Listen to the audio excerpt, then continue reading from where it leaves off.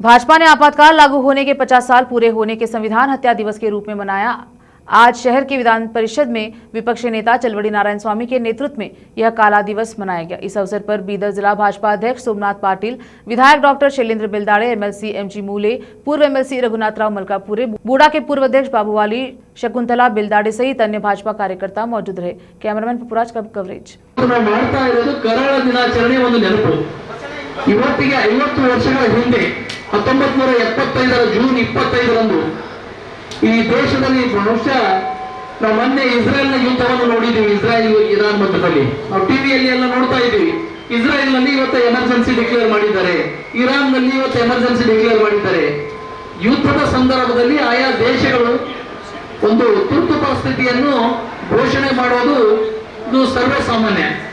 ನಮ್ಮ ತುರ್ತು ಪರಿಸ್ಥಿತಿಯ ಸಂದರ್ಭದಲ್ಲಿ ಭೂಗತರಾಗಿ ಪತ್ರಕರ್ತರ ಕೆಲಸವನ್ನು ನಿಭಾಯಿಸಿದಂತ ನಾವು ಶಿವಶಂಕರ್ ತರಳಿ ಅವರು ಇದ್ದಾರೆ, ಅವರು ವೇದಿಕೆಗೆ ಬರಬೇಕಂತ ವಿನಂತಿಯನ್ನು ಮಾಡ್ತೀನಿ. ದಯಮಾಡಿ ನೀವು ಗಮನಿಸಲಿಲ್ಲ, ಶಿವಶಂಕರ್ ತರಳಿ ಅವರು ಕೂಡ ವೇದಿಕೆಗೆ ಬರಬೇಕು.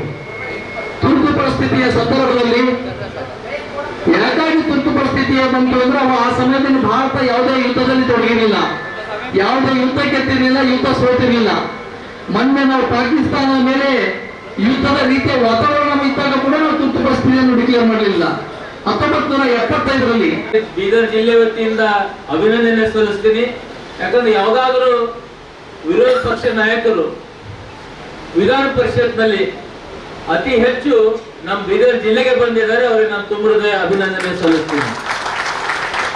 ಯಾಕಂದ್ರೆ ಅವ್ರ ಮಾತುಗಳನ್ನು ನಾವೆಲ್ಲ ಕೇಳಬೇಕು. ಮಾತುಗಳನ್ನು ಕೇಳಿ ಇದು ಮುಂಬರುವ ಏನ್ ಭವಿಷ್ಯದ ವಿದ್ಯಾರ್ಥಿನಿಯರು ಇರ್ತಾರೆ ಅವರನ್ನ ಹೇಳೋದು ಬಹಳ ಮುಖ್ಯ ಅದ. ನಮ್ಮೆಲ್ಲರಿಗೆ ಅಲ್ಪ ಸ್ವಲ್ಪ ತುರ್ತು ಪರಿಸ್ಥಿತಿಯ ಬಗ್ಗೆ ಗೊತ್ತಿದೆ. ಇಂದಿರಾ ಗಾಂಧಿ ಅವರು 25ನೇ ತಾರೀಕಿಗೆ ಯಾವ ತರ ದೇಶದ ಪ್ರಜಾಪ್ರಭುತ್ವ ಮತ್ತು ಸಂವಿಧಾನವನ್ನು ಕಗ್ಗೊಲೆ ಮಾಡಿದ್ರು ಇಂದಿರಾ ಗಾಂಧಿ ಅವರು ಈ ದಿನದಂದು ನಮ್ಗೆಲ್ಲರಿಗೂ ಗೊತ್ತಿದೆ. ದೇಶದ ಪತ್ರಕರ್ತರ ಹಾಗೂ ಅಧಿಕಾರಿಗಳ ಎಲ್ಲರವನ್ನ ಅಧಿಕಾರವನ್ನು ಮೊಟಕುಗೊಳಿಸಿದ್ರು.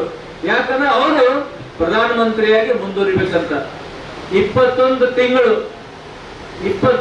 ತಿಂಗಳು JP ನಾರಾಯಣವರಾಗ್ಲಿ, ವಾಜಪೇಯಿಯವರಾಗ್ಲಿ, ಅಡ್ವಾಣಿಯವರಾಗ್ಲಿ, ರಾಜ್ಯದಲ್ಲಿ ಅನಂತ್ ಕುಮಾರ್ ಆಗಲಿ, ಈ ನಮ್ಮ BS ಯಡಿಯೂರಪ್ಪ ಸಾಹೇಬರಾಗ್ಲಿ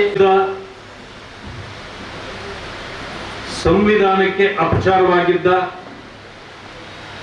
ಸಂವಿಧಾನಕ್ಕೆ ಆಪತ್ತು ಬಂದಿದ್ದ, ಬ್ರಿಟಿಷರನ್ನು ಮೀರಿಸಿದ ಹಿಂಸೆಗಳನ್ನ ಈ ದೇಶದ ಮುಖಂಡರಿಗೆ, ರಾಜಕೀಯ ನಾಯಕರಿಗೆ, ಚಿಂತಕರಿಗೆ